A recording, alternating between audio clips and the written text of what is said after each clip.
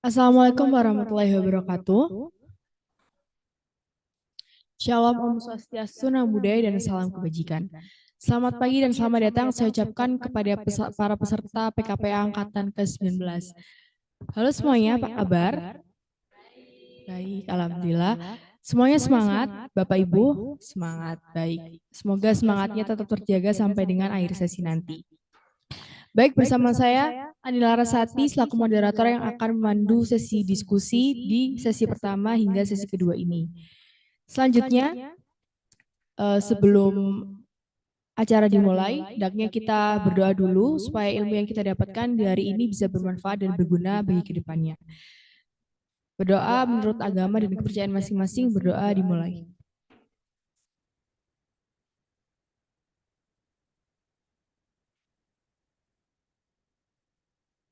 Berdoa selesai. Baik, selanjutnya di sebelah saya sudah ada pemateri kita yang pertama, yakni Bapak Profesor Dr. Peter Mahmud Marzuki, SH, MS, LLM. Selamat pagi, Prof. Selamat pagi. Ya. Morning, selamat pagi. Ya. Itu perkenalan saya. Kita ketemu lagi ya, Prof ya. Ya, ketemu lagi kita. Pada hari ini, Profesor Peter akan menyampaikan materi terkait dengan argumentasi hukum atau legal reasoning. Sudah siap, Prof, menyampaikan materi? Sangat siap. Baik. Tidak perlu diragukan lagi ya. Baik, sebelum memasuki sesi materi, izinkan saya untuk menampilkan kurikulum vitae dari pemateri kita yang pertama. Bisa dilihat di slide di depan. Ya, pemateri kita yang pertama yakni Bapak Profesor Dr. Peter Mahmud Marzuki, SH, MS, LLM. Beliau lahir di Kediri pada tanggal 28 April 1949. Saat ini beliau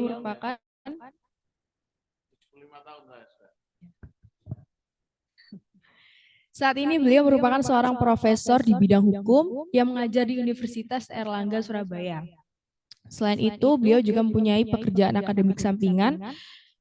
Yang terbaru adalah sebagai visiting professor to graduate legal study of Udayana University at Denpasar. Mohon maaf, Prof. Saya tidak membacakan keseluruhan untuk mempersingkat waktu. Ya.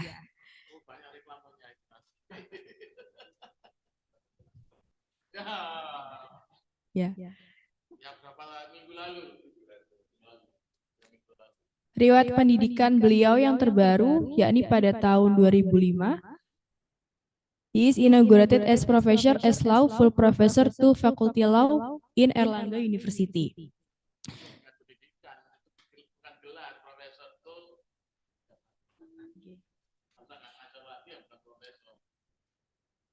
Selanjutnya pengalaman sebagai seorang profesi.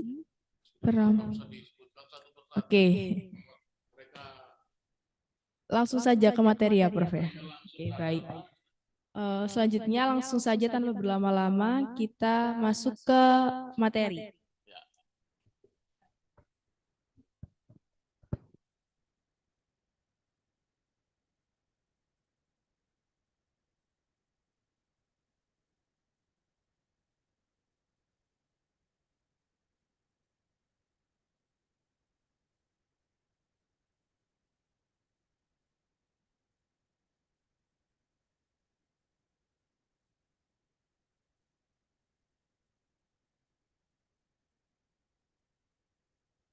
Sekalian,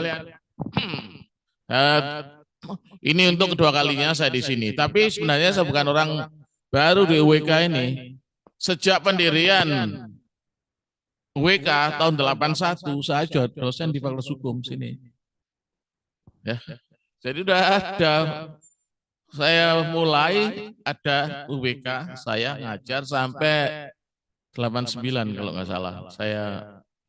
Saya pulang dari sama ke Belanda itu baru saya resign karena ya lama. 90 saya balik dari Belanda. 89 saya mau ke Belanda, saya katakan, wah nggak mungkin, kan saya nyiapkan doktor saya. Jadi 90 sudah Enggak lagi di sini. Tuh.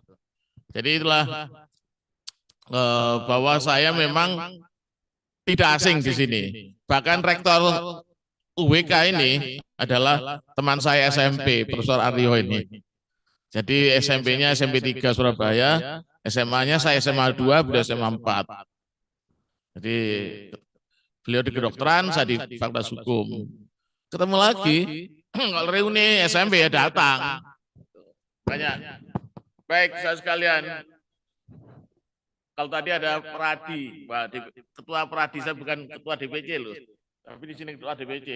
Nanti ganti ketuanya, kan begitu. Ya, dibalik saja ya. Oh, pengajar. Ya, pengajar.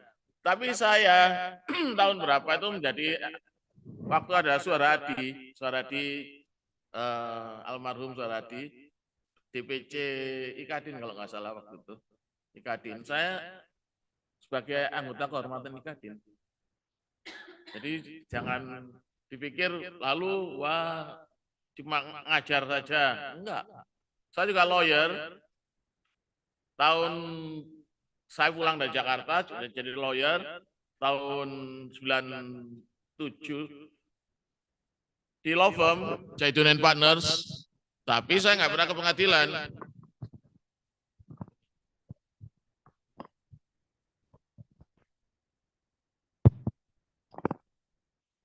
Saya nggak ke pengadilan. Saya sebagai corporate lawyers. Corporate lawyer, jadi kalau kontrak, international business contract, dan saya yang membuat, kemudian legal opinion.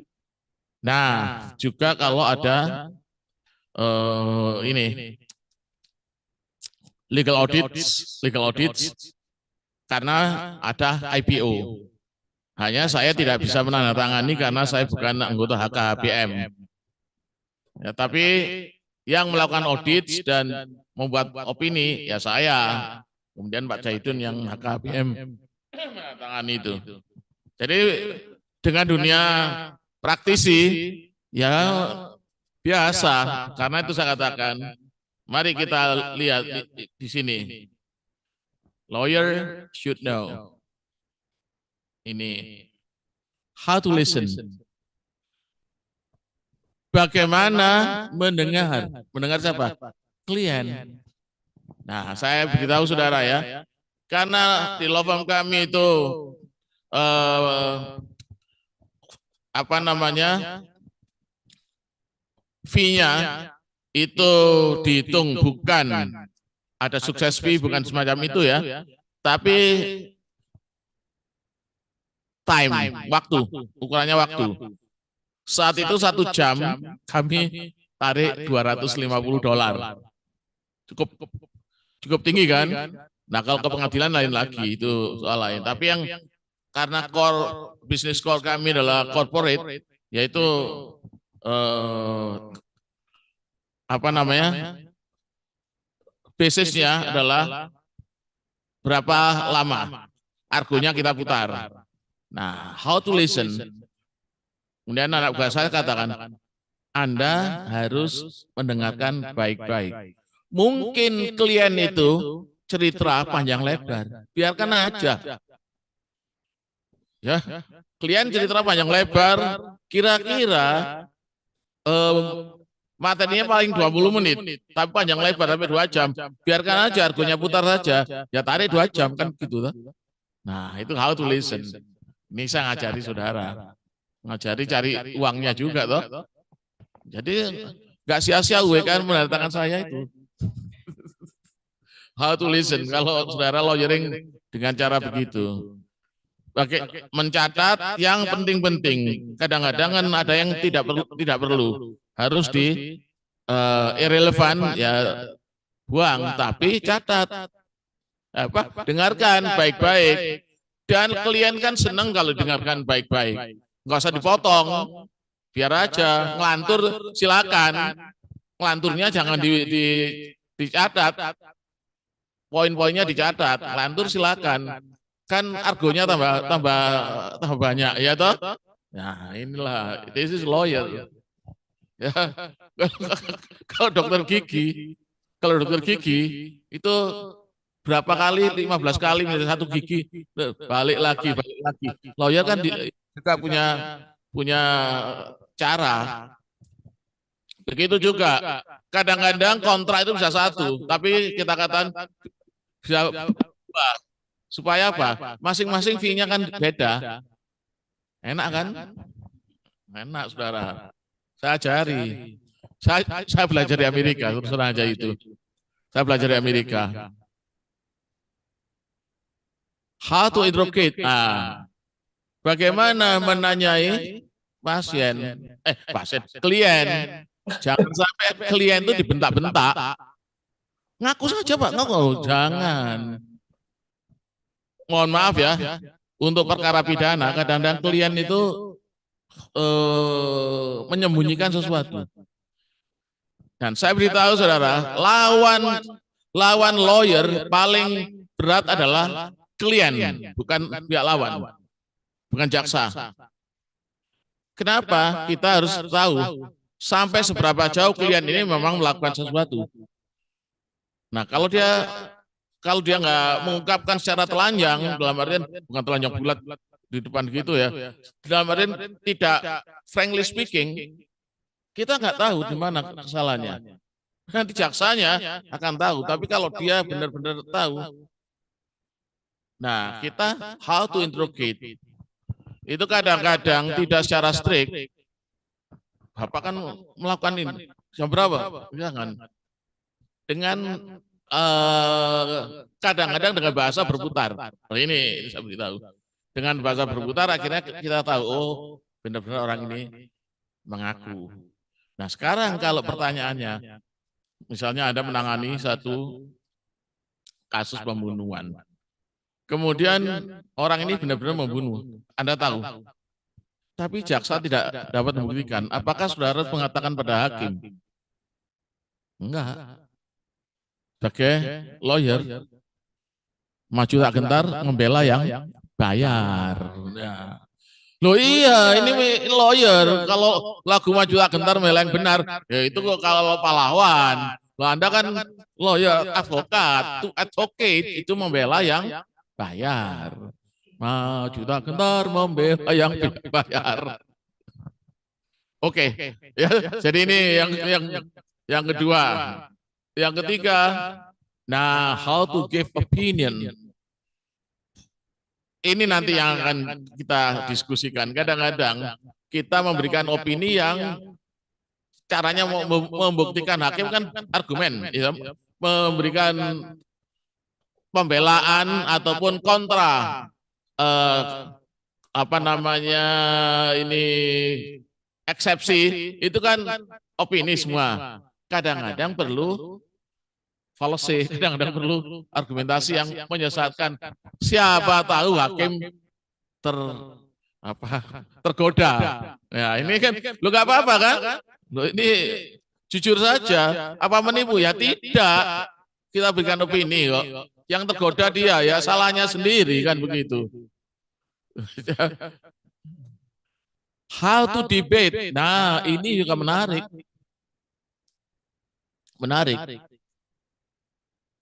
Ada ini sebagai introduksi ya, suatu pada tahun 73 ada kasus penyelundupan mobil mewah oleh namanya Robi Jayadi di Jakarta. Sekarang dia bosnya Kandinotex. Nah, pada saat itu saya ikuti suatu apa namanya persidangan, kan nggak dirilai lewat TV pada masa itu. Di koran, hanya koran. Jaksanya menanyakan begini, saudara Robi, saudara tahu jarak Jakarta Bogor? Tahu Pak, bukan yang mulia jaksa kan? Berapa? Sekitar 37 km dari Jakarta ke Bogor. Baik. Dari Bogor ke Jakarta sama, Pak. Ya 37 km. Jakarta ngomong. Yang mulia perkara ini dibolak-balik tetap sama. yaitu penyelundupan. Yap Yam Hin kalau nggak salah. Bukan. Ciam Jukiam. Lawyernya Ciam Jukiam satu. Saudara Robi, sudah tahu kalender? Tahu. Dari Januari ke Desember berapa lama? 12 bulan. Dari Desember ke Januari 1 bulan. Yang mulia, perkara ini tidak bisa dibolak-balik, Pak. Debat yang bagus kan? Adakah perdebatan semacam itu saat ini terdengar di pengadilan kita? Kok saya tidak melihat ya? Ini how to debate. How to negotiate. Bagaimana bernegosiasi. Ini bidang saya dulu. Pak Jaidun sebagai sebagai managing partner mengatakan, Mas, nek wong asing sampean Mas, nek wong Indonesia sampean ojo melok negosiasi. Kenapa? Saya itu emosian. Emosian. Kalau saya gebrak meja, loh, ini nggak boleh. Nah, saudara juga jangan begitu. Tapi kalau orang asing, saya bisa sabar dan bisa berdiplomasi. Yodun, panjen aku pantas lahir no Amerika sama gitu. Baik, saudara sekalian. Nah, ini argumentasi hukum. Apa itu? Argumentasi dengan dalam hukum. Jadi ini bukan debat kusir loh ya. Kadang-kadang orang mengatakan, wah sarjana hukum senang debat kusir. Loh enggak lah. Kita bukan debat kusir. Juga bukan debat tukang becak. Kenapa sih kok disebut debat kusir? Tahu enggak sejarahnya? Ayo, Anda tahu enggak sejarahnya? Nah, ada sejarahnya kok debatnya debat kusir. Haji Agus Salim, seorang diplomat ulung, Menteri Luar Negeri di waktu itu, ke Jogja, naik andong.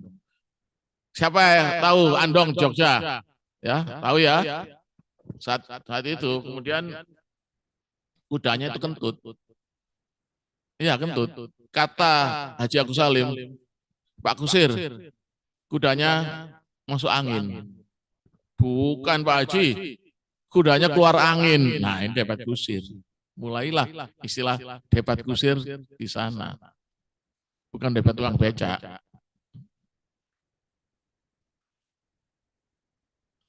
Dikemukakan dalam persidangan. Ya. Karena yang resmi di situ. Betul ya? Yang resmi di sana.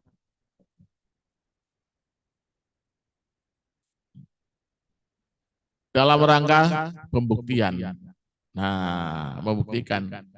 Ini yang esensial di dalam persidangan, di dalam ya katanya proses hukum, pembuktian yang paling esensial di mana saja di dunia ini. Di kita itu namanya pembuktian. Juga di Belanda Bewes ya. Dan kalau di Amerika ini discovery. Agak beda. Sekarang saya yang melihat undang-undang tentang acara yang agak beda di Belanda. Di Belanda mengikuti di Amerika tidak limitatif. Kalau kita kan masih limitatif ya. Bahkan walaupun ada undang-undang ITE tetap limitatif. 164 HR, ya toh, bahwa surat, saksi, kemudian apa namanya persangkaan sumpah yang tengah pengakuan kalau nggak salah sumpah di KUHP juga limitatif. Di Belanda tidak lagi limitatif sekarang. Seperti Amerika yang namanya discovery, apapun atas penilaian hakim bisa menjadi alat bukti, admissible. Di Amerika begitu. Hakim menilai whether it is admissible or not to be evidence. Jadi kalau alat itu admissible, nah sekarang karena hakim-hakim kita ini masih legalistis, formal. Bahkan etika pun dikalahkan oleh prosedur. Ini yang baru di Indonesia. Di Mahkamah Konstitusi kan gitu. Etika dikalahkan oleh prosedur. Nah, mengerikan. Jadi saya ngajari saudara juga taat prosedur daripada Anda menggunakan etika dasmu itu lain. Dasmu etik itu kan beda. Ternyata memang etika nggak dipergunakan, nggak dipertimbangkan. Ya lebih baik yang prosedural. Bukan berarti lalu saya setuju positivisme, enggak. Tetap pendirian saya sebagai seorang yang mengajar filsafat hukum, saya seorang naturalis. Saya akan menjunjung tinggi etika. Perkara di Indonesia belum dipertimbangkan itu soal lain, tapi saya tetap memperjuangkan etika sebagai sesuatu yang di atas hukum. Ya, sesuatu yang di atas hukum. Itu pendirian saya. Tetapi secara real, empiris, bahwa pembuktian itu hanya didasarkan pada sesuatu yang sifatnya prosedural. Ya, ini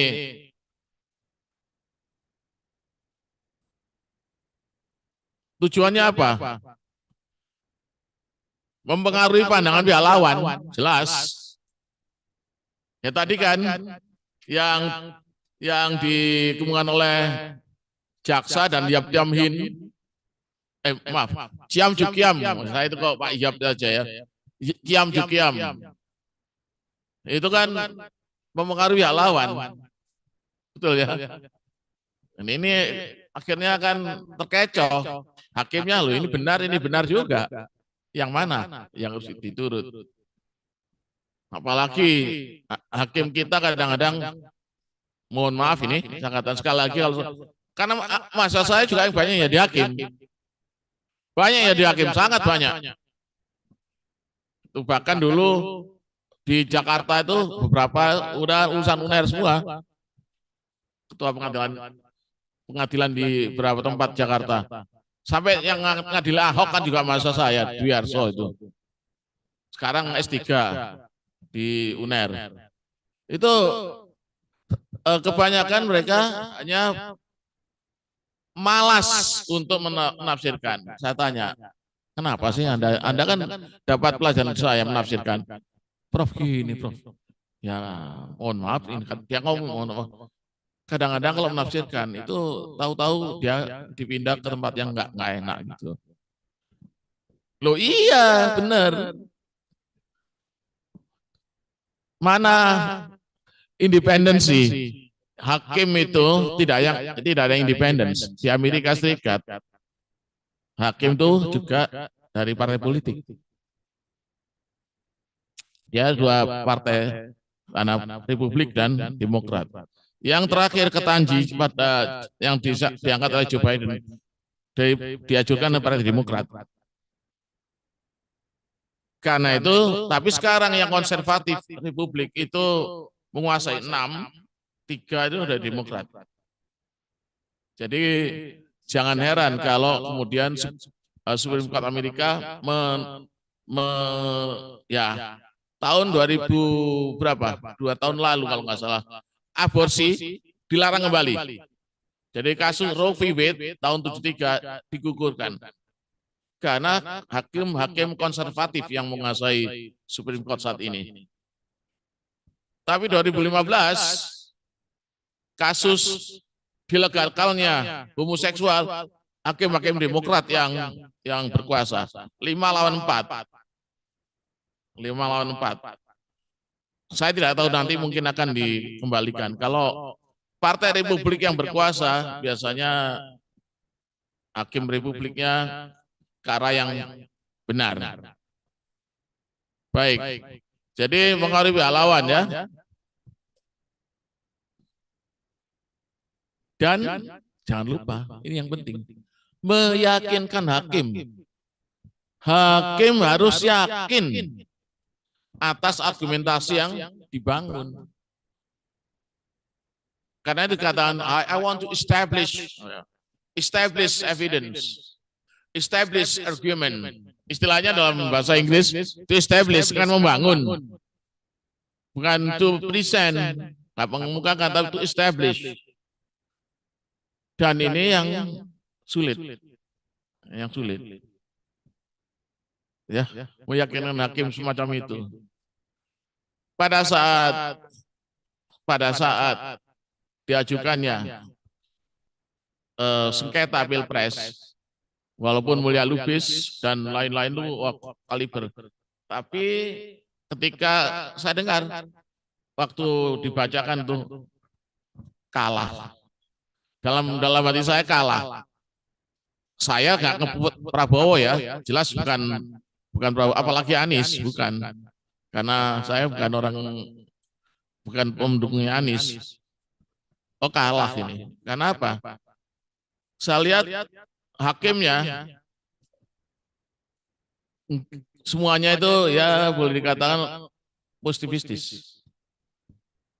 Tidak akan dipertimbangkan, hanya ya ini terlambat ya. Dulu kan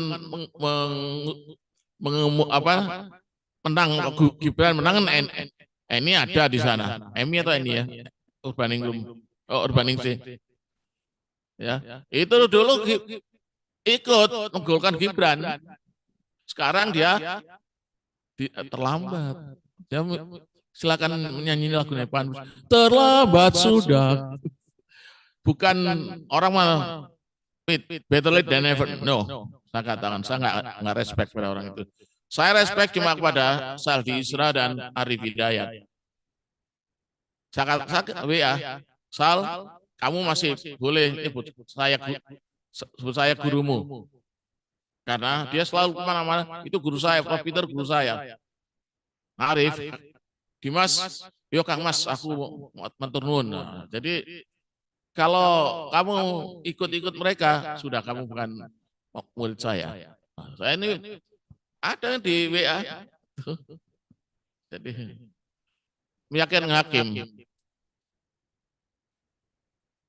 Logika dan penalaran hukum. Mari kita lihat ini. Dalam argumentasi hukum tidaklah cukup untuk kalau suatu argumen hanya masuk akal. Nah, biasanya kan orang masuk akal, logik toh. Apakah yang logis selalu benar?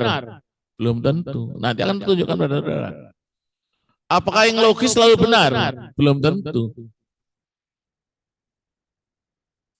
Ya. Jadi dalam argumentasi hukum tidaklah cukup kalau suatu argumen hanya masuk akal. Masuk akal itu logis. Ya, logis daripada kata Yunani logike, logis. Nalar. Kita minum. Boleh? Silakan minum, kan gak puasa ini.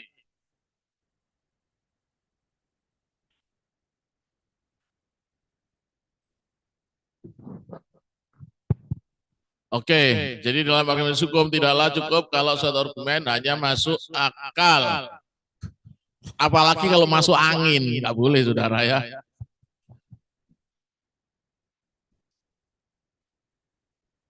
Suatu argumentasi hukum harus benar-benar jelas. Ya kalau bahasa Inggris saya kira bukan clear and clean, tapi lebih tepat itu pristine. Pristine itu akurat dan benar. Nah itu gunanya kalau kita menguasai beberapa bahasa ya, kita bisa bandingkan. Pristine. Ya, harus benar jelas. Nah, kalau logika itu kita mengacu pada silogisme Aristoteles. Inilah pemikiran Aristoteles yang sangat-sangat terkenal pada masa ya sampai sekarang. Ya, tapi kita harus juga terima kasih pada orang yang namanya Thales. Thales, T-H-A-L-L-E-S, bukan Talas, bangsanya Gembili, ya. Thales. Gara-gara thales kita dapat menerangkan atau memisahkan sesuatu dari yang sifatnya transendental melulu. Sebelum thales, sebelum thales kita tidak menggunakan logika, kita nggak menggunakan akal, kita semuanya ya karena Tuhan, karena ilahi. Salah dihukum, wah dosa, ya kalau dosa, waduh diserang. Orang Israel kan gitu, diserang, ditawan dibuang ke Babel. Ini karena dosa sakit kusta, zaman dulu gitu. Tapi Thales berpikir enggak semacam itu. Ada sesuatu yang sifatnya empiris. Maaf, bukan empiris. Yang logis, bukan belum. Empirical itu baru beberapa waktu kemudian ketika Isaac Newton melihat apel itu. Nah, itu baru empiris. Dan jangan heran kalau pada masa lalu yang terkenal bukan fisika, bukan ahli-ahli bukan ahli teknologi, tapi para seniman. Leonardo da Vinci, ingat ya, Johann Strauss, Mozart, Beethoven. Pada masa itu William Shakespeare, ya Shakespeare, Lord Byron, kan Lord Byron, ternyata banyak Lord Byron, Walt Whitman. Waduh, itu penyair-penyair, ya logika. Nah ini dari bahasa Yunani kuno, logike yang merupakan penggunaan penalaran yang valid, logika. Ini lambda, omega, gamma, nah, apa iota barangkali. Saya tidak paham bahasa Yunani. Saya enggak sekolah Alkitab. Kalau sekolah Alkitab teologi ya pasti bahasa Yunani. Saya bahasa Latin. Karena dulu memang ingin jadi romo, jadi pastor. Dulu Katolik saya, ingin jadi pastor. Tapi enggak sekolah seminari. Mau pamit di fakultas oleh dosen saya, Ibu Yus, Kota Barat. Apa menjadi pastor? Kak, iso. Loh apa Bu? Kon gendaanmu akeh. Banyak pacar saya waktu itu memang. Jadi enggak boleh jadi pastor. Ojo. Udahlah. Ya orang nasihat dosen orang tua juga enggak. Nah, iya harus lipat enggak mungkin lah. Gendaanmu akeh kok jadi kon memang teman saya yang namanya Petrus juga itu dia sudah sampai di Martoyudan berapa bulan gak cocok, dia pacaran terus itu. Pacaran ya nggak bisa, mas ojo udah kon tadi profesor akhirnya kesampaian. Ketika saya profesor, beliau sudah dari Jakarta, mau saya undang udah nggak ya tua sekali, udah nggak bisa ya Jo. Tapi saya diajari bahasa Latin oleh Romo Tondo saat itu, Romo Tondo almarhum, satu Katolik saya. Bukan karena gara-gara kawin saya jadi Kristen, bukan. Sebelumnya kemudian mau kawin tuh kegeran mau Katolik atau Kristen. Ayo doa kata Prof saya, tapi gak bisa, harus doa. Ternyata doanya dia lebih mampu, lebih manjur daripada saya. Saya kegeran dengan Romo. Ya. Nah, silogismenya gini, ada premis mayor, ada premis minor, konklusi. Jadi premis mayor itu sesuatu yang sifatnya general statement ya, general statement.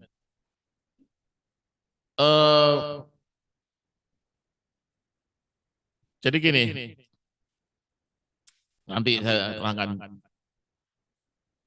saya terangkan ini general statement.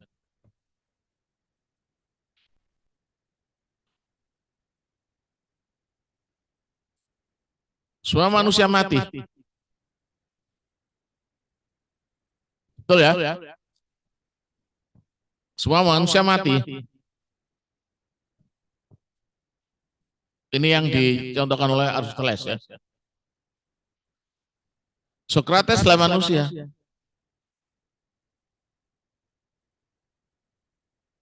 Sokrates mati. Selama dia masih namanya manusia, mati. Jadi semua manusia ini general statement, semua manusia ya premis mayor, sifatnya umum, mayor kan umum ya. Sokrates, nah manusia, lalu manusia mati. Dulu pada waktu SMP diajari aljabar, A sama dengan B, B sama dengan C, A sama dengan C, betul ya? Nah itu logika sederhana. Tapi nanti akan saya tunjukkan kalau saya sudah bicara fallacy, ya itu caranya menipu, ya caranya menipu dengan logika juga, tapi logika yang palsu. Nah itu sebabnya kita bangun argumentasi hukum itu. Jadi semua manusia mati, Sokrates adalah manusia. Ya, mamalia adalah beranak. Mamalia beranak kan? Mamalia itu beranak. Kuda adalah mamalia. Kuda beranak. Betul ya? Apa anaknya kuda namanya? Belo. Nah, ini bahasa Jawa. Belo. Anak gajah bleduk. Anak cecak sawiya. Anak kadal tobil. Anak wedus cempe. Wedus yang gudel. Anak kebo gudel. Anak sapi pedet. Pedet loreng-loreng besok gede dari banteng PDIP. Ya, ya. Jadi anak macan. Gogor ya. Anak singa. Wings Air. Wings Air. Batik. Oh, singa itu apa? Lion kan? Nah, perusahaannya ya Wings, Batik. Ya itu anak singa. Ya ini ya itu ya, ini argumentasi hukum saudara ya. Lion Air. Batik. Oke. Itu daripada tegang-tegang, sudah tegang. Jangan tegang-tegang, saudara. Saudara tahu tegang orang yang tegang itu begini ya. Ini ada persamaan dan perbedaan antara mbok-mbok tua dukun pijat itu dengan massage girl. Ya. Persamaannya sama-sama berkaitan dengan otot. Kalau mbok-mbok pijat tua itu mengendorkan otot yang tegang. Nah, massage girl menegangkan otot-otot yang kendor. Ngerti ya? Nah, yang ngerti sudah sering ke sana barangkali. Kata teman ya, baguslah katanya. Baik, kita teruskan ya. Daripada terus tegang gitu. Tapi saya sungkan, sebelah saya wanita. Silogisme hukum. Nah, silogisme hukum sekarang.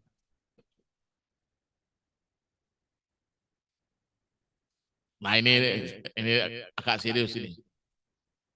Premis mayornya biasanya menyatakan aturan bersifat umum. Ya. Aturan bersifat umum. Apa yang saya terangkan ini bisa dipahami ya? Bisa ya? Kalau enggak ya saudara katakan enggak apa-apa lah. Enggak usah seperti rapat umum gitu. Apa kan ini apa ya? Kuliah ya. Nah, kalau rapat umum wah enggak boleh. Premis mayornya biasanya menyatakan aturan bersifat umum. Dalam argumentasi hukum, hal itu biasanya berupa aturan hukum. Saya ingatkan saudara ya, saya selalu menggunakan aturan hukum, legal rules, regal, bukan norma. Nah, di Mahkamah Konstitusi masih norma. Norma itu beda. Tapi saya nggak mengajarkan teori hukum di sini. Norma itu bahasa Latin, bahasa Indonesianya norma juga. Itu bukan aturan. Isi aturan itu norma. Ya, isi aturan norma. Tapi di sini saya katakan aturan hukum, bukan norma hukum.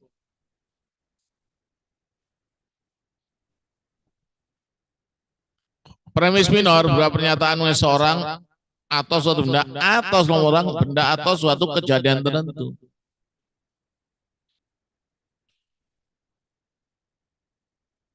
Tiga 40 KUHP masih berlaku toh? Baru 2 tahun mendatang, betul? 2 tahun mendatang baru KUHP yang baru. 340 KUHP itu tentang pembunuhan berencana, betul ya? 340 KUHP ketentuan tentang pembunuhan berencana. Nah sekarang ada orang disangka melakukan pembunuhan. Nah premis mayornya pembunuhan berencana, bla bla bla bla. Nah Anda harus membuktikan apakah dia membunuh, melakukan bukan membunuh ya, melakukan tindak pidana itu dan apakah memenuhi 340 kan begitu. Apa yang dimaksud berencana? Ya kan? Apa yang dimaksud dengan berencana? Itu juga harus diterjemahkan karena masalah nyawa orang, saudara ya. Saya terus terang orang yang sejak dulu menentang hukuman mati itu masih ada juga pidana mati di KUHP. Karena menurut hukum internasional di pasal 38 ICJ, statuta ICJ itu bahwa kan sumber hukum internasional ada beberapa. Sumber yang ketiga, General Principles of Law recognized by civilized nation. Siapa yang disebut civilized nation? Adalah negara-negara yang sudah menghapuskan pidana mati. Eropa Barat, Amerika bukan civilized masih. Karena masih beberapa negara masih mencantumkan pidana mati. Bahwa pidana mati adalah bertentangan dengan hak asasi manusia. Padahal kita Pancasila kemanusiaan yang adil dan beradab. Lu kok masih ada pidana mati? Ini terus saja bertentangan dengan hak asasi manusia. John Locke yang pertama kali mengatakan hak asasi manusia. Life, liberty, and property. 3 itu yang sekarang banyak sekali. Kok masih ada pidana mati? Itu yang saya herankan. Baik, walaupun ada lenience ya, sebenarnya itu kan menghapuskan sebenarnya. Keinginannya menghapuskan, kenapa kok masih ada? Penelitian Profesor saya tapi disertasi beliau ancaman pidana mati terhadap pembunuhan berencana tahun 78 beliau membuat penelitian. Pidana mati tidak menurunkan angka kriminalitas.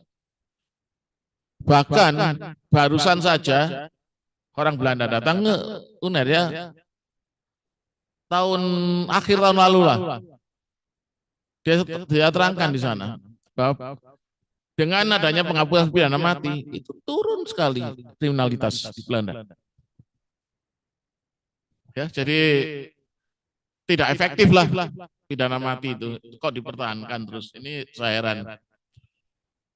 Nah, ini seseorang S-nya 2, sudahlah anggap aja ini ST.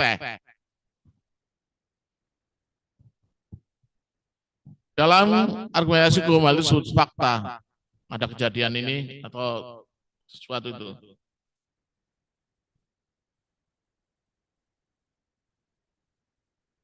Suatu konklusi menggunakan fakta yang daripada premis minor dengan aturan umum daripada premis mayor dan memberi petunjuk bagaimana aturan hukum umum yang ada dalam premis mayor diterapkan pada fakta.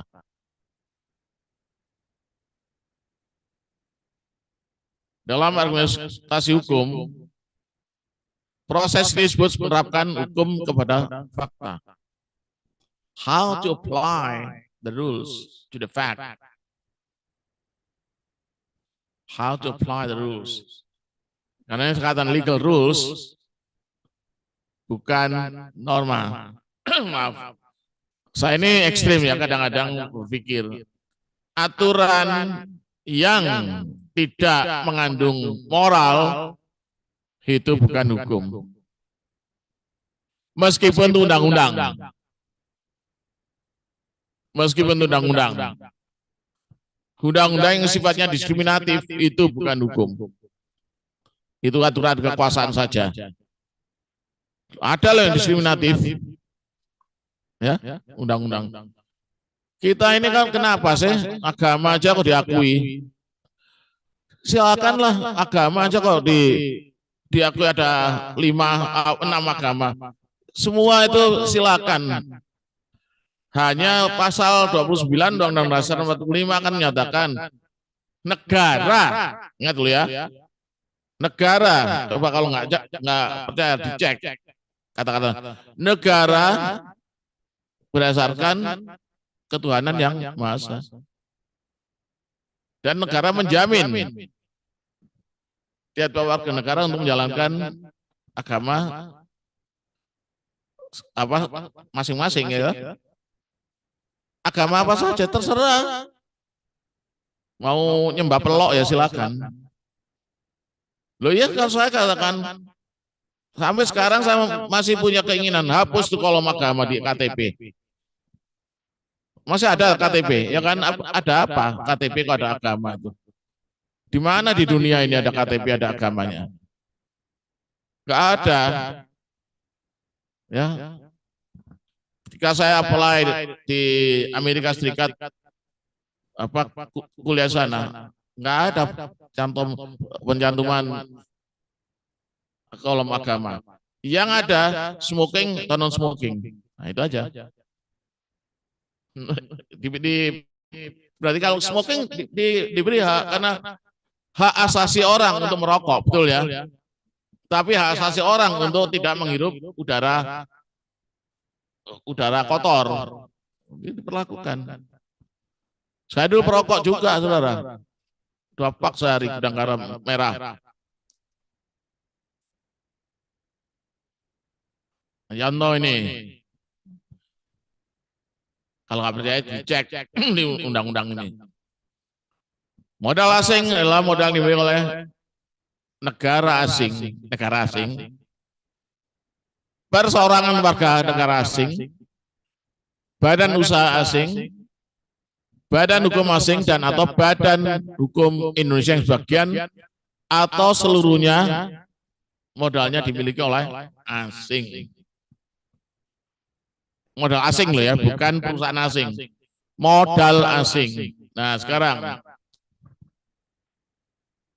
saham PT Molen de Valk dimiliki oleh Johan de Quelju dan Rudolf van Henningsen. Keduanya adalah warga negara Indonesia. Ya. Ini saya beritahu saudara ada suatu putusan pengadilan yang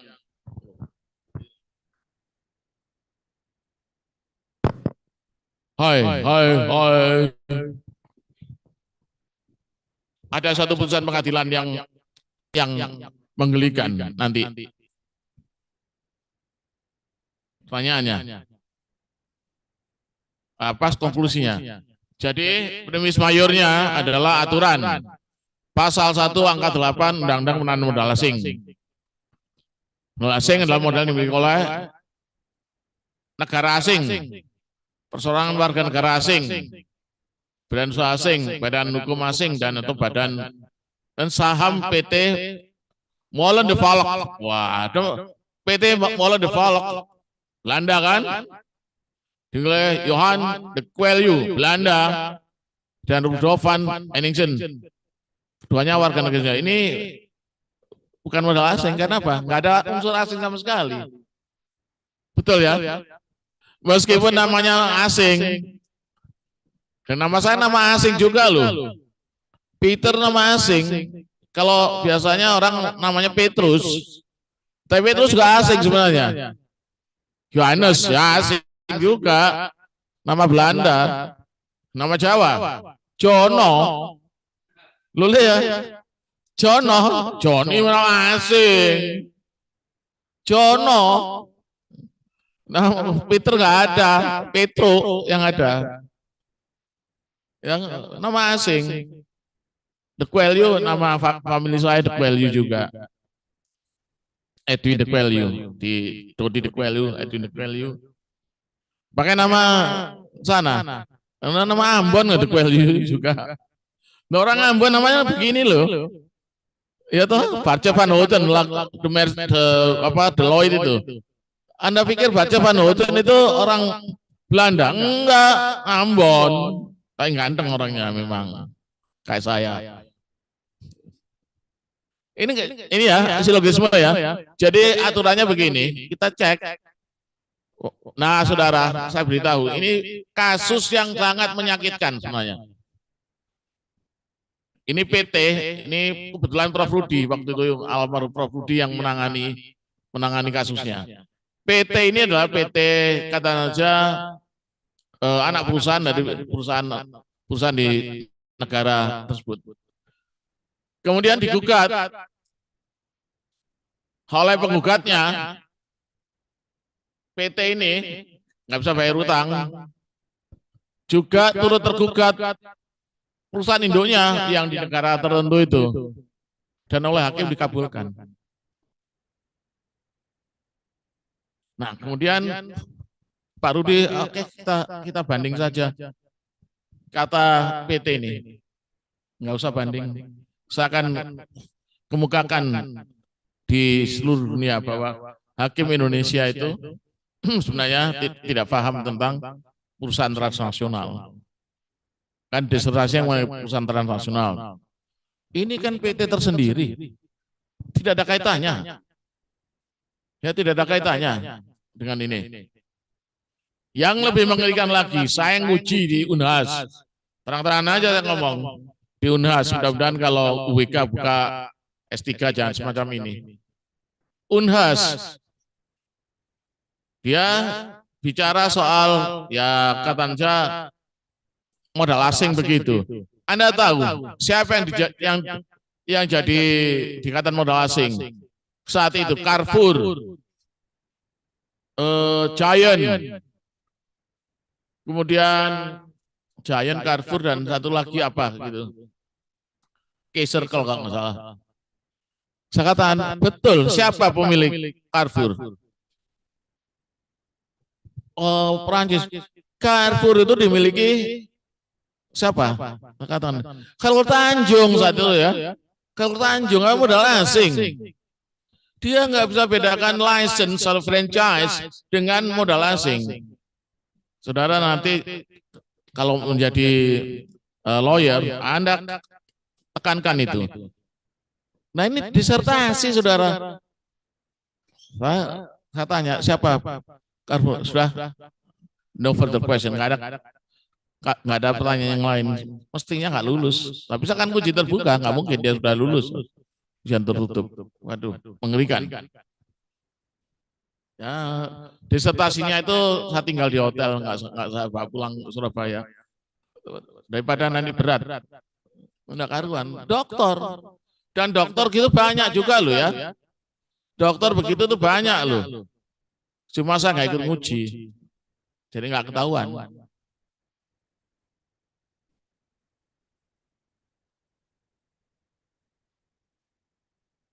Silogisme yang valid.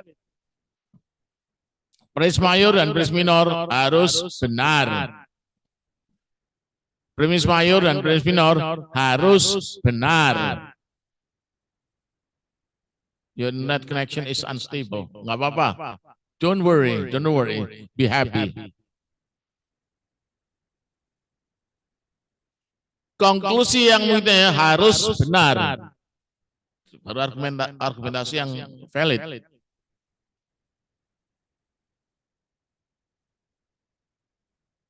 Nah, silogisme yang tidak valid. Ini mulai kita bicara yang ya kan aja kita belokkan logika. Semua kucing adalah mamalia, betul ya? Betul ya? Mamalia, apakah kucing bertelur? Ya enggak. Ya teman saya dulu ada, Cak, aku nemu doki kebo, masih anak-anak ya. Doki kebo, dia kebo ngendok gitu kata bapak saya. Dia anak kebo ngendok, niki ageng niki besar. Ya tuh itu doki banyak, ya. Mungkin doki bajul kan siji itu enak.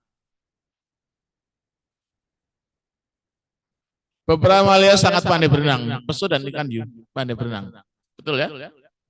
Pernah lihat pesut? Pernah? Ikan hiu. Ikan hiu itu mamalia loh. Jadi nggak bertelur. Jadi kalau Anda ngomong telur ikan hiu, bohong. Karena nggak bertelur, walaupun hidup di air. Bukan ikan, bukan Pisces. Pisces kan ikan. Bukan Pisces, bukan bintang.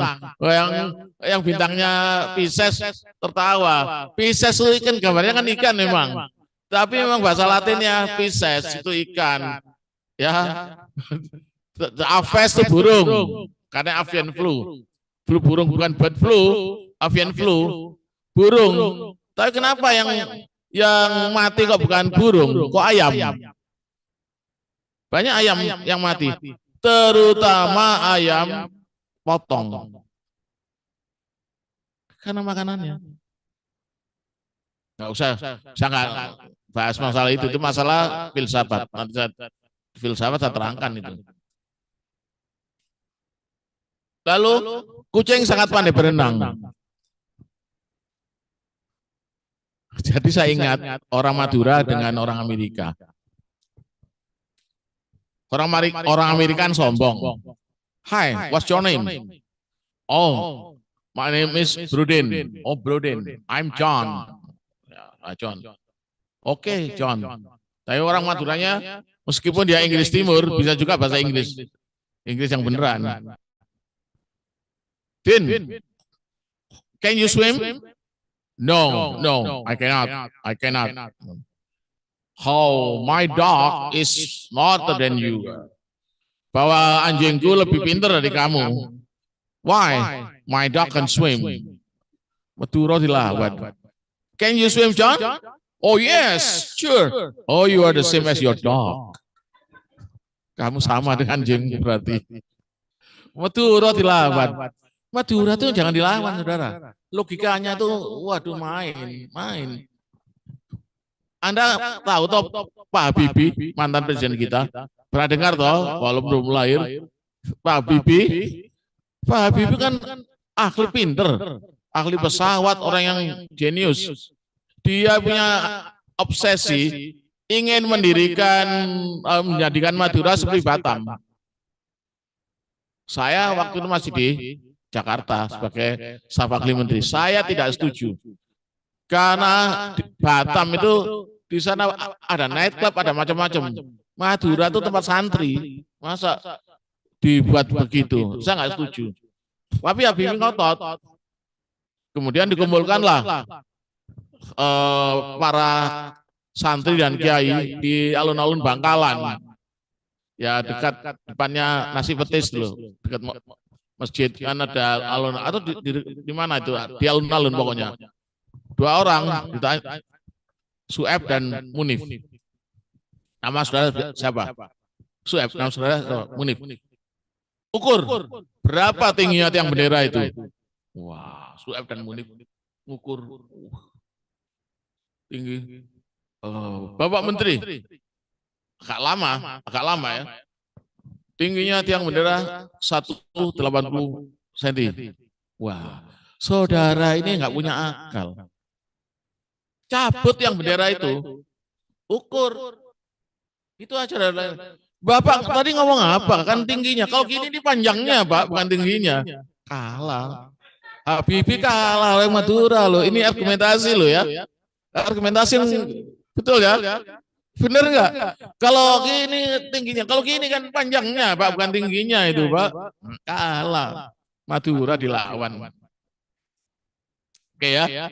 Nah, jadi argumentasi hukum kadang-kadang ya harus gitu, model Maduroan.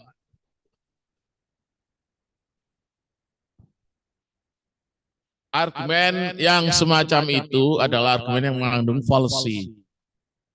Fallacy itu sesuatu kesalahan, tapi yang memang sengaja dibuat untuk argumentasi. Yang namanya argumentasi hukum kan tadi yang saya katakan, meyakinkan hakim. Siapa tahu hakim yakin dengan argumen kita yang mengandung fallacy, kan enak kan?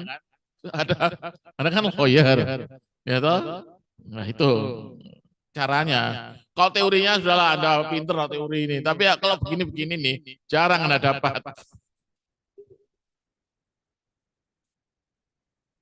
Nah apa itu fallacy itu? Fallacy merupakan suatu kesalahan dalam penalaran. Ya, fallacy merupakan suatu kesalahan dalam penalaran. Disengaja, ya disengaja. Ya disengaja. Tadi kan saya katakan yang logis belum tentu benar. Masih ingat ya kata-kata saya? Masih ingat ya? Saya minum. Ada yang minum tadi, saya ngiri.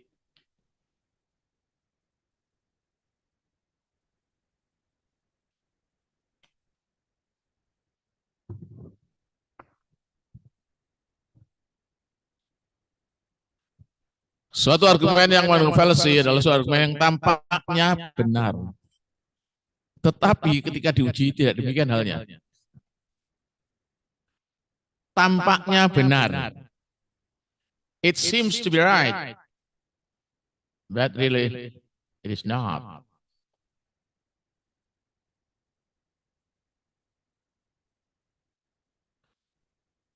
Meskipun premis mayur, premis minor, dan konklusi semuanya benar, suatu argumen tetap saja mengandung fallacy apabila penalaran digunakan untuk mendapatkan konklusi secara logis tidak valid. Ya. Ingat ya. It seems to be right. Kemungkinan premis mayurnya benar. Premis minornya juga benar. Konklusinya mungkin benar. Ya. Logis ya. Tetapi apakah secara realita benar? Belum tentu. Pelan-pelan. Nah, sekarang ini kasus yang betul ya. Kasus beneran terjadi. Pencairan dana APBD tanpa urusan wali kota atau bupati dan harus kerugian keuangan daerah pada masa itu. Saya nggak tahu apakah masih ada ketentuan semacam ini. Saya masih ingat saat itu ada apa namanya omongan dari Anwar Nasution sebagai ketua BPK saat itu. Apapun yang terjadi, alasan apapun, pencairan dana APBD tanpa usulan wali kota atau bupati adalah korupsi. Anwar Nasution, ketua BPK saat itu. Kejadiannya adalah gempa Jogja. Merugikan keuangan negara, daerah adalah tindak pidana korupsi. Ini kejadian yang mengerikan sebenarnya, jangan terjadi lagi ya. Jangan terulang lagi kata Kus Plus. Pencairan dana APBD tanpa usulan wali kota atau bupati untuk membantu korban bencana alam adalah tindak pidana korupsi. Bayangkan kalau begini gimana? Penalaran ini benar. Penalaran benar, tapi apa betul? Konklusinya benar, tapi apakah benar yang terjadi? Apakah demikian ini? Kita ikuti. Jadi jangan heran kalau pada saat gempa Jogja, saat itu Bupati Bantul masih ada di Liverpool. Karena hari Sabtu, beliau ini suka sekali bola dan sama dengan saya menjagokan Liverpool. Sayang sekarang tempat ketiga ya. Besok Arsenal lawan Manchester United. MU. Nanti MU lawan MU. Manchester United lawan Madura United. Loh iya toh? Kira-kira menang mana? Manchester United lawan Madura United. Ya kan MU Inggris Timor kan. MU beneran Madura United. Ya babak belur lah yang namanya Madura United. Kecuali pakai celurit semua. Sengak. Repot itu. MU lawan MU. Inilah sekatan saudara ya. Suatu contoh ya. So-fair apapun, fairness belum tentu menghasilkan justice. Fairness belum tentu menghasilkan justice. Karena keadilan substansial itu yang harus dipegang, bukan prosedural. So-fair apapun, kalau dua hal ini tidak sama, MU Manchester United lawan MU lokal Madura United. Sekarang pertanyaan saya, fair? Iya. Apapun so-fair apapun, pasti babak belur yang Madura United ini, karena nggak level, nggak imbang. Jadi kalau dikatakan fairness itu harus imbang. Kalau nggak imbang, pasti injustice adanya. Ya, ini yang harus diperhatikan. Sehingga keadilan substansial itu harus dicapai. Hanya memang kalau acara perdata kebenaran formal, ya, kebenaran formal. Nah ini kalau politik mesti yang kebenaran substansial bukan formal.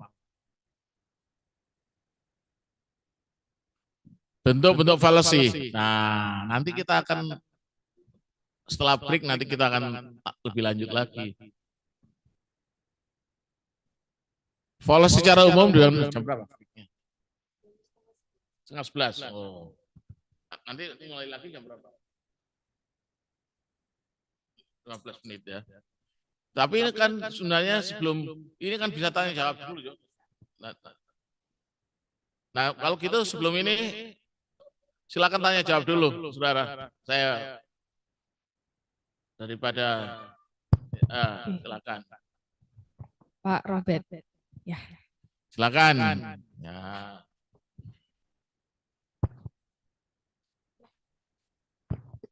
Mohon izin Prof, nama saya Robert. Ya. Saya mau bertanya tadi mengenai yang kasus APBD itu. Ya, barusan ini. Ya, ya. Kalau tadi saya lihat pernyataan dari BPK tadi kan ceritanya Prof itu kan tadi kan gimana kalau tidak ada tanda tangan dari pejabat berwenang baik itu wali kota ataupun bupati. Bupati dan wali kota bukan ya. Yang berwenang, bupati dan wali kota jelas katakan gitu. Oh ya, baik. Ya, itu salah gitu kan? Korupsi itu. Korupsi. Iya. Nah, kalau pandangan Prof sendiri itu benar atau tidak, Prof itu? Terus dasarnya apa? Mohon maaf kalau dari saya itu kan pikirannya gini, kalau aturannya memang begitu, ya nggak salah itu yang sebenarnya BPK itu. Tapi kalau kita lihat tujuannya sebenarnya kalau tunggu-tungguan orangnya di luar negeri, ya selak mati gitu kan? Yang memang. Sudah banyak yang mati. Nah itu gimana Dok, Prof cara berpikirnya? Terima kasih. Itu ini kan begini ya, kalau saya mengatakan di dalam hukum administrasi loh ini ya, ada yang namanya diskresi. Jadi kalau kita terapkan apa yang Anda katakan benar, Anwar Nasution bukan sarjana hukum, beliau adalah ekonomi, doktor bidang ekonomi. Kalau dari saya harus ada diskresi, tapi siapa berani? Karena hakimnya tetap mengatakan ya ini korupsi, betul ini. Saya berani. Pejabat mana berani untuk menerjang aturan demikian? Gak ada yang berani. Seharusnya hakim harus berani yang saya katakan tadi, kebenaran material. Apakah dia betul-betul seorang koruptor? Tujuannya untuk kemanusiaan kan? Di sini namanya diskresi. Di dul mata khaid, ajaran Prof. Kuncoro, dul mata khaid, dul itu tujuan. Untuk tujuan yang mulia, tujuan yang lebih tinggi, aturan harus diterabas. Kalau aturan itu tidak sesuai dengan tujuan yang lebih tinggi. Nah ini gempa Jogja tahun 2006, hari Sabtu itu terjadi. Ya banyak yang mati. Karena nggak berani. Sehingga banyak organisasi LSM dan lain-lain yang nyumbang. Nah itulah, betul yang Anda katakan. Bahwa hakim, loh ini kok daripada dia dikatakan korupsi, lebih baik nggak berbuat apa-apa. Dan nggak dihukum juga. Ada orang mengatakan aturannya salah. Bukan. Sebenarnya ada diskresi di situ. Dalam hukum administrasi ada yang namanya diskresi atau Freies Ermessen kalau di dalam bahasa Jermannya, Freies Ermessen, bahwa melakukan suatu tindakan yang bahkan melanggar undang-undang untuk tujuan yang lebih tinggi, yaitu tujuan kemanusiaan. Itu diskresi. Terima kasih, pertanyaan yang menarik. Gimana? Paham ya? Tapi kalau Anda sebagai lawyer mengajukan itu akan ditolak oleh hakim. Pasti. Karena hakimnya hanya berpikir pada aturan saja. Itulah. General Nasution nggak salah juga. Tapi sebenarnya seorang hakim mestinya memerhatikan tujuan yang lebih tinggi itu. Demi kemanusiaan. Itu bagus loh. Mungkin silakan yang lain ya. Silakan. Mungkin ada pertanyaan dari yang lain? Ya. Oke, Bapak. Yang belakang dulu.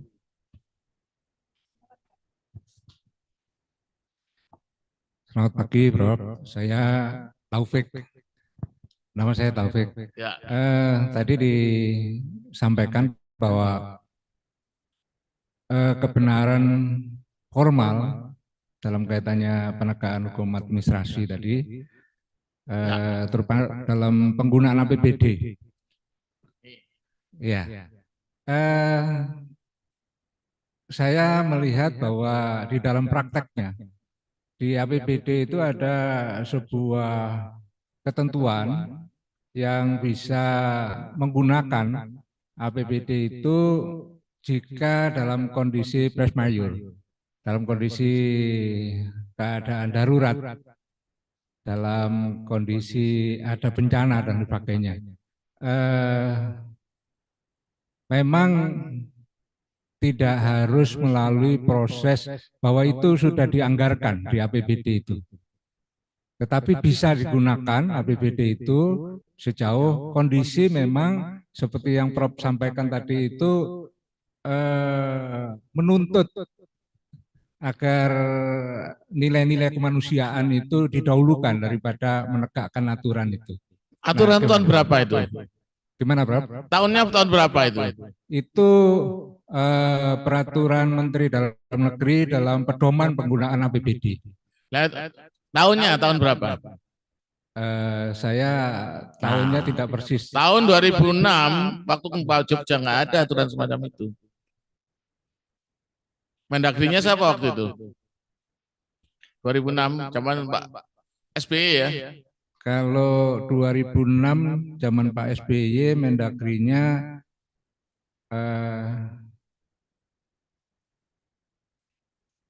apa yang dari itu dari Bupati Bengkulu itu kemudian jadi. Ya.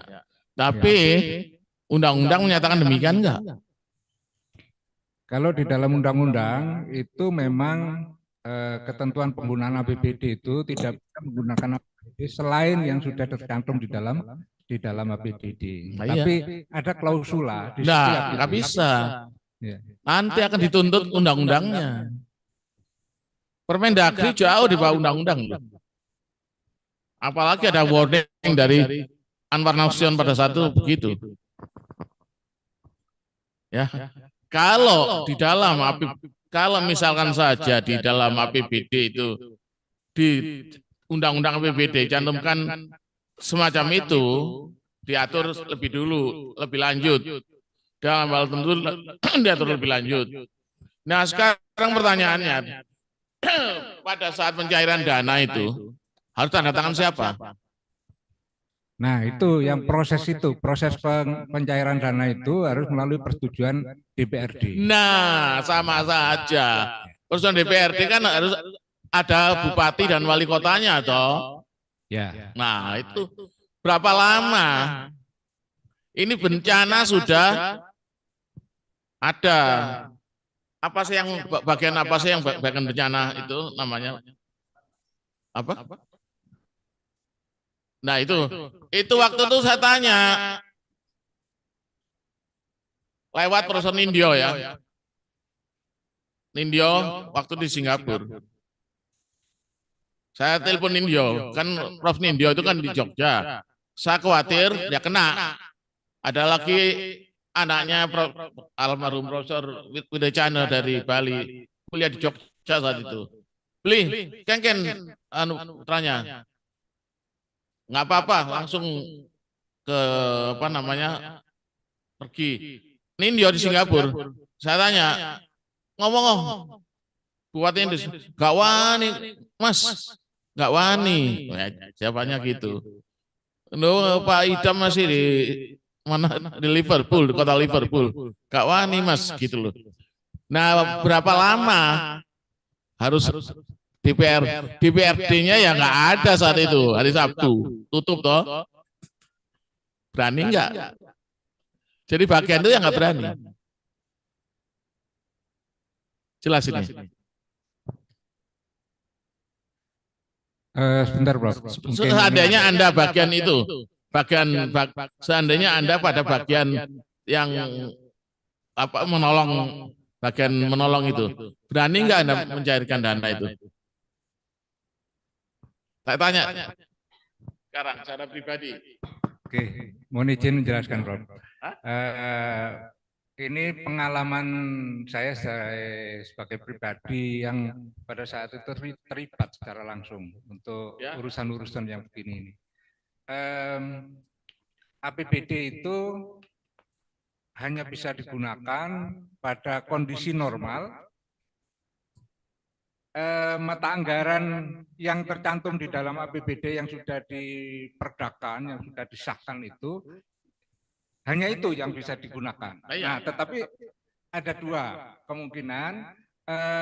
Kalau misalnya itu tidak ada tercantum di situ, tetapi kondisi misalnya daerah sangat membutuhkan, maka ada terminal yang bisa digunakan, yaitu perubahan APBD. Loh iya, perubahan APBD itu saya mau tanya. Jawab aja. Seandainya Anda pada bagian itu, pada saat itu berani nggak mencairkan dana itu? Gimana, Bro? Seandainya Anda bagian, yaitu kepala bagian untuk mengurusi bencana itu, Anda berani nggak mencairkan APBD pada saat itu tanpa persetujuan ini? Satu langsung. Itu ada mata anggarannya. Loh, bukan, Anda berani nggak mencairkan itu? Kalau saya enggak berani, Bro. Nah, ya sudah, itulah. Itu pertanyaan saya. Jangan salahkan mereka juga nggak berani. Ya, nggak berani karena walaupun ada mata anggarannya, tapi Anda bagian itu nggak ada tanda tangan bupati dan wali kota, ya nggak berani mencairkan. Saat yang membutuhkan toh, apalagi harus dibutuhkan tanda DPRD segala, terlalu lama. Saat itu butuh, ya pada masa itu saja. Katanya Pak Idam pulang dari saat itu, nggak bisa tanda tangan toh. Satu belum ada internet, belum ada apa, WA segala loh. Dan anggota DPRD juga tidak hadir. Nggak berani kan? Nggak berani toh? Nggak berani, jadi jangan salahkan mereka. Jadi Nindya mengatakan nggak wani mas. Nah itulah ya. Jadi apa namanya? Saya salahkan hakimnya. Seandainya itu dicairkan, apakah dituduh korupsi? Jaksa pasti mengatakan itu korupsi, ya toh? Karena nggak sesuai dengan peraturan. Tetapi hakim harusnya melepaskan. Nah itu diskresi. Di dalam hukum administrasi ada namanya diskresi, keluasan bertindak, dan apa ukurannya? Dul matak khaid. Dul matak, yaitu untuk tadi tujuan kemanusiaan. Aturannya udah betul. Berani enggak yang melakukan itu? Itu masalahnya. Bisa Mas Taufik diterima ya? Aturannya udah betul, berani enggak? Seandainya Anda di sana, berani enggak? Enggak berani kan? Ya karena tadi itu, karena hakim kita terlalu legalisasi formal. Kalau toh nanti Anda membangun argumen yang betul semacam itu, belum tentu terima hakim. Aturannya kayak apa? Yang penting itu. Nah, itu sebabnya saya katakan saya berikan policy ini sedapat mungkin. Dengan policy semacam ini Anda membangun aturan yang bisa meyakinkan hakim, meskipun mungkin ya barangkali hakimnya juga lengah, ya kan? Bisa ditangkap ya, ya itulah. Anda benar aturannya, iya. Berani nggak orangnya? Oke, silakan. Ada lagi ya. Ini nih. Jadi teman Taufik namanya bagus. Selamat pagi, Prof. Mohon izin, nama saya Michael. Michael. Ya, Michael. Ada 2 pertanyaan singkat, Prof. Mungkin boleh langsung dua-duanya. 2 pertanyaan, 3 pertanyaan, silakanlah. Terima kasih, Prof. Saya berusaha singkat saja. Yang pertama, silogisme argumentasi hukum itu baiknya dipergunakan kapan? Apakah dalam diskusi sehari-hari kah? Begitu. Ya, itu pertanyaan pertama. Begini ya, kalau bisa silogisme itu ya dengan teman-teman, rekan-rekan lawyer bisa. Tetapi dalam kasus pembelaan atau argumen itu jangan dikeluarkan saat itu. Nanti di challenge gitu pada saat ya katanya pembelaan atau ya pledoi ya di situ katakan demikian. Ini kan untuk meyakinkan hakim bahwa pembelaan kita benar. Di situ seperti pamungkasnya gitu, Dok. Nanti konklusinya lain. Kayak boleh konklusi juga. Tapi pembelaan juga awal-awal itu kan nanti masuk konklusinya juga ya toh. Ya. Oke, yang kedua. Terima kasih, Prof. Yang kedua, ada tips, mau bertanya tips, Prof, untuk mencari bagaimana untuk pencarian fallacy untuk kepentingan klien, Prof. Nah, mungkin mohon maaf sudut pandangnya kan fallacy itu tergantung sudut pandang, jadi kan belum tentu fallacy juga. Terima kasih, Prof. Nah, ini lihat situasinya kayak apa. Gitu. Saya gini ya, ini pelajaran dari Amerika ya. Di Amerika kan juri. Yang menentukan pidana kan ternyata juga ada juri. Kalau apa namanya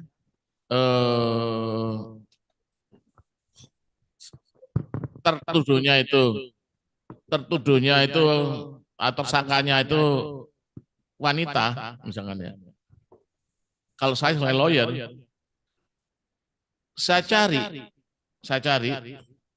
juri yang mata keranjang. Caranya itu. Sehingga opininya kebias kan nanti. Lah benar ya. Ya orang normal lah, kita laki-laki normal lihat wanita cantik ini mau dibunuh gimana, mau dihukum gimana. Ya kan kebiasaannya masih not guilty nanti. Itu. jaksanya pasti akan hakim. Kita ajukan sebanyak-banyak, nanti kan yang disetujui oleh jaksa, hakim tuh yang memutus. Ya, itu caranya. Itu policy juga itu sebenarnya. Modelnya gitu. Ini yang di Amerika. Nah, kalau di kita ya sedapat mungkin cari saksi-saksi yang boleh dikatakan kadang-kadang, mohon maaf ya, saksi yang bodoh itu juga bagus itu. Nah, ini saksi yang bodoh biasanya kita dikte saja, ngomongnya itu saja kan gitu. Ya, kadang-kadang gitu. Loh, ini pengalaman aja lah, pengalaman. Cari ya gitu ya, saksi yang kadang-kadang saksi yang bodoh, tapi ada saksi yang pinter, mau diuji oleh hakim, nanti tanya. Yang bodoh kan polos, kita dikte. Pokoknya apa yang kita katakan. Kadang-kadang begitu. Ini pengalaman lah ini. Saya nggak ada ilmunya kalau itu. Itu pengalaman. Yang sudah. Ya, yang lain mungkin ada. Mungkin bisa dilanjut aja, Prof, materinya. Lanjutkan. Ya, belum ada yang bertanya lagi. Ya, belum ada yang bertanya lagi. Saya lanjutkan. Sampai 10:30. Ya. Jadi memang ilmu praktis gitu ya. Bentuk policy secara umum dan menjadi policy yang formal. Suatu policy yang bersifat formal dengan secara tegas dalam sistem standar yang logis di proposisi logis. Nah, policy yang bersifat informal beranjak dari kesalahan dalam penalaran. Argumen yang mengandung policy informal mungkin secara formal valid, tetapi tetap saja merupakan policy. Nih, formal policy. Betul nggak ini? Bahasa Inggris loh ini. Happiness is the end of life. Betul ya? Happiness. Apakah tujuan Anda bahagia atau enggak?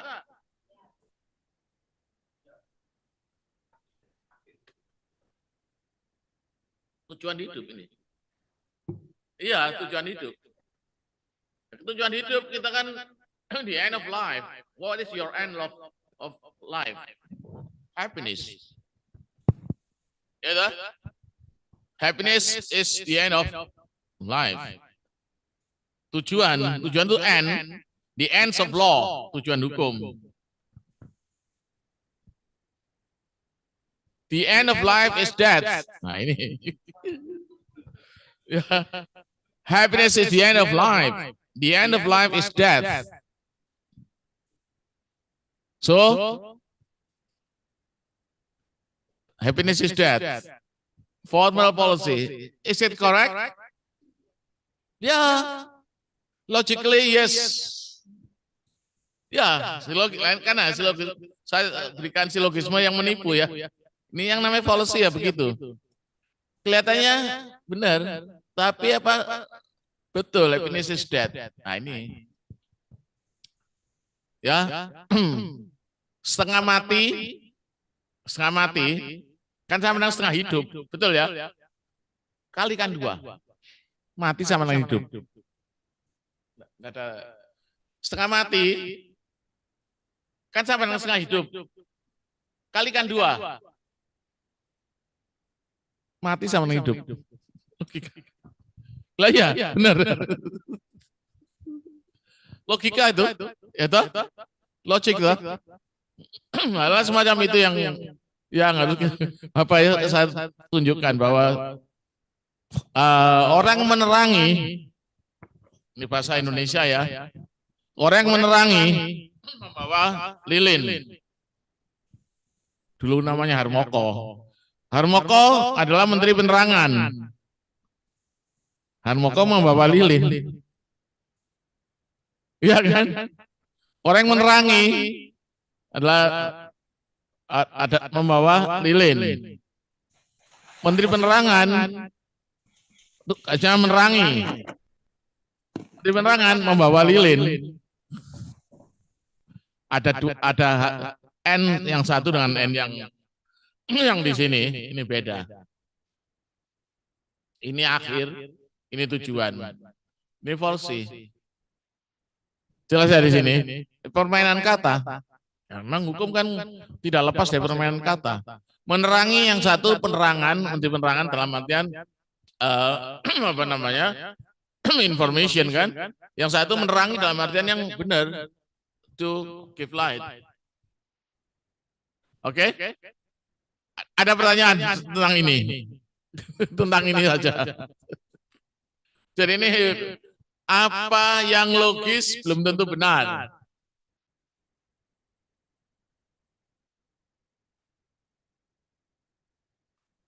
Loh ya, ini Menteri Penerangan bertugas memberi penerangan. Memberi penerangan dalam menyalakan lilin. Menteri Penerangan bertugas menyalakan lilin. Iya toh. Ya, apa yang logis belum tentu benar. Karena penerangan di situ beda dengan penerangan yang kedua. Mencari gini nih, saudara, susah lo mikir lo ini. Cari begini nih. Cari contoh begini, mikir. Nah, ini ada association fallacy. Hitler adalah aktor intelektual Holocaust. Tahu Holocaust? Waduh, ngeri, saudara. Kalau saya pernah ke Yerusalem ya, ada museumnya. Aduh, mengerikan, mengerikan. Sama dengan tahun 65 di sini. Tahun 65 di sini, aduh, mengerikan. Jadi jangan pikir Hitler begini. Tahun 65 juga gitu, bangsa sendiri dibelah. Saya lihat sendiri, saudara. Aduh, kalau ingat itu. Tahun 65, teman saya itu di Sepanjang, rumahnya Sepanjang. Selagi 30S itu. Naik sepeda saya dari rumah saya di Ngemplak, naik sepeda ke Sepanjang. Di kali Gunung Sari itu banyak ada pawai tanpa kepala, bendera PKI. Aduh, kalau sampai di rumahnya dia nggak bisa makan, saudara, lihat gitu. Betapa mengerikannya pada masa itu.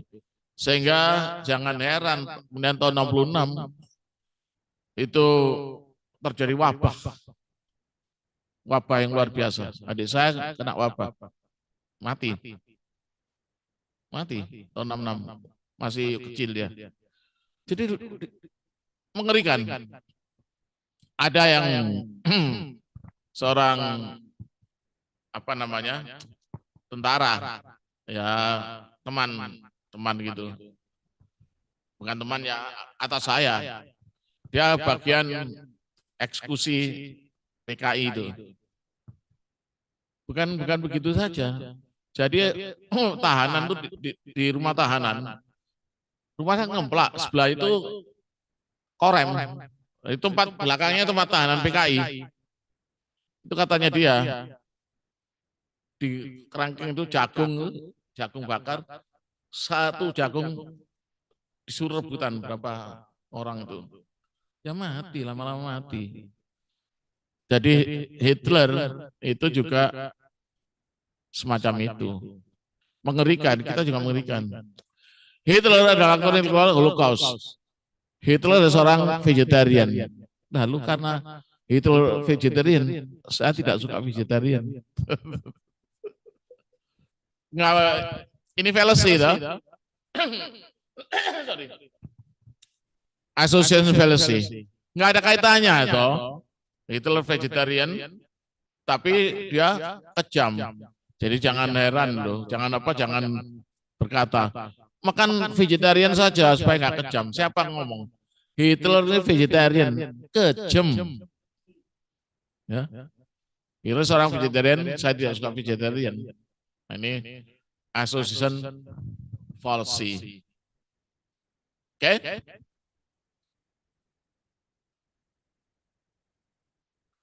Nah, argumentum ad hominem. Hominem itu kan manusia ya, homo manusia. Homo jangan homo seks bukan, hombreng bukan.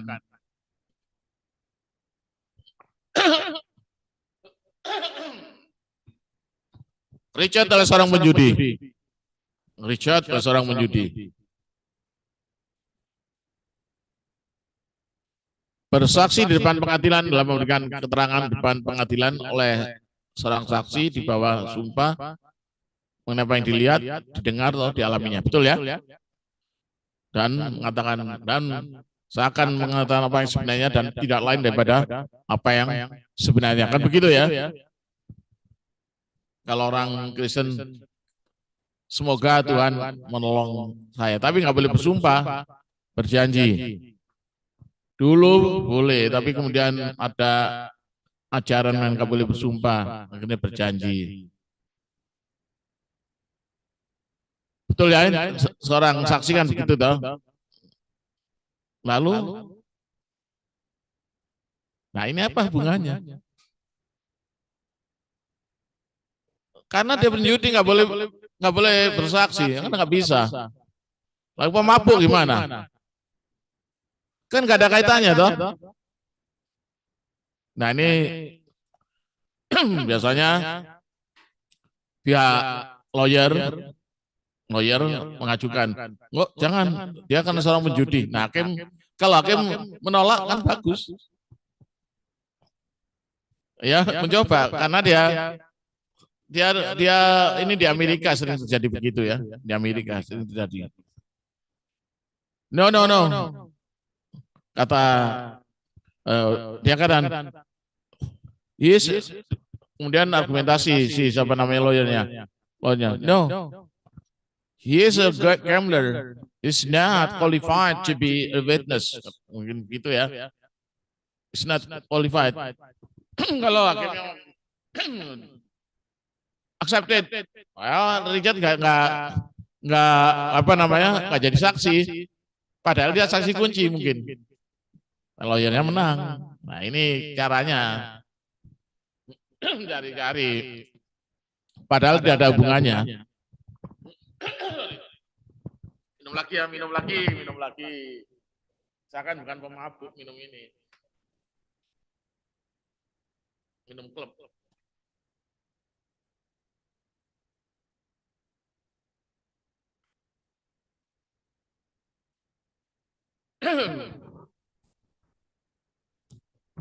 Sebenarnya saudara ya, antara reasoning dan putusan itu harus logis, harus ada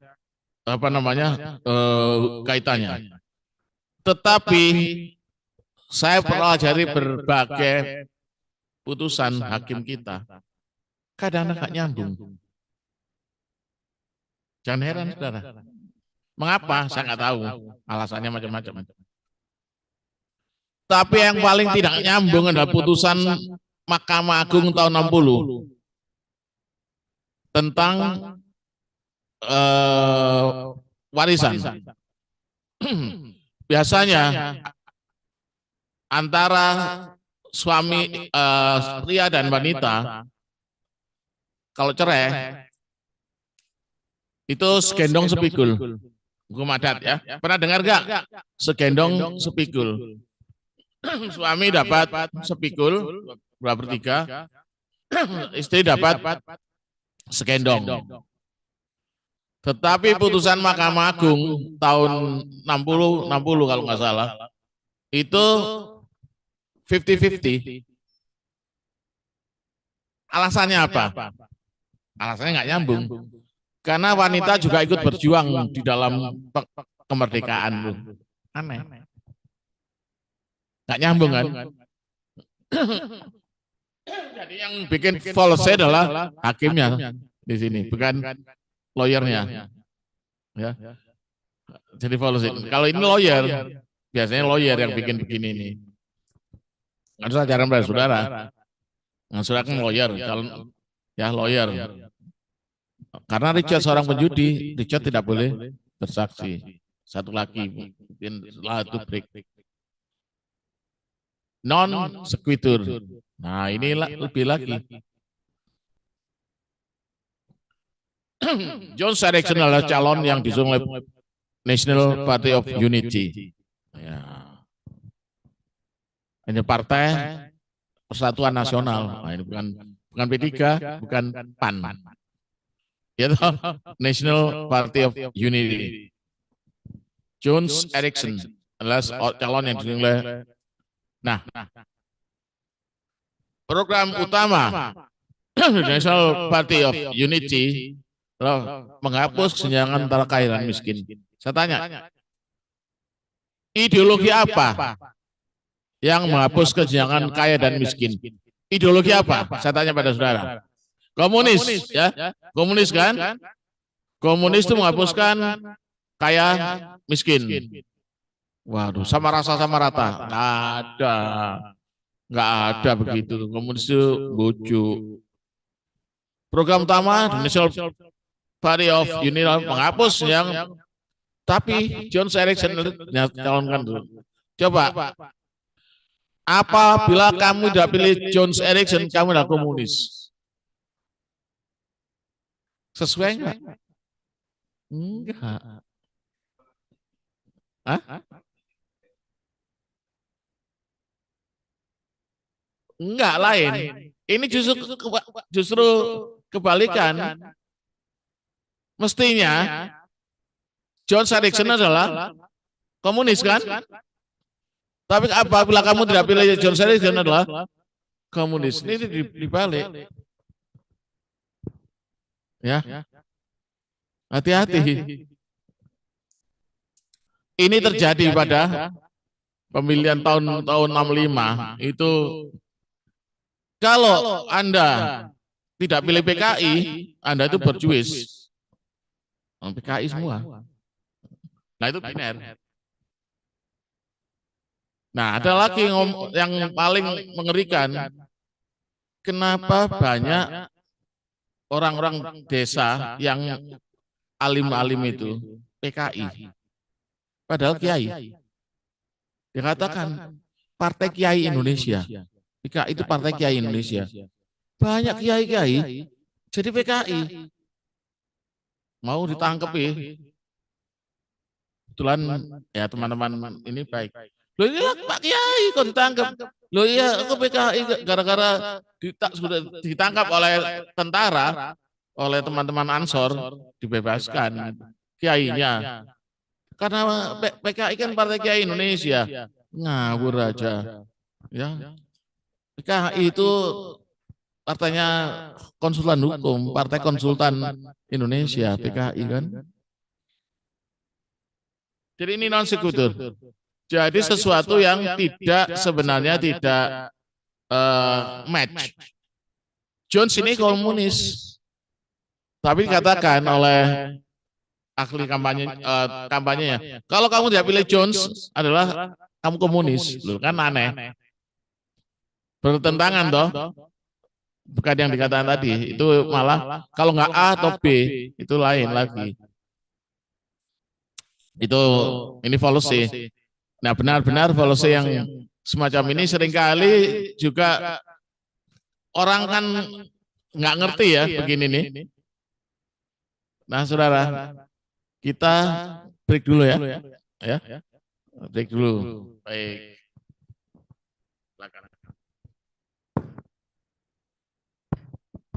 Baik Bapak Ibu sekalian, setelah ini kita akan coffee break selama 15 menit. Setelah itu kita akan kembali lagi untuk melanjutkan sesi kedua dengan materi yang sama.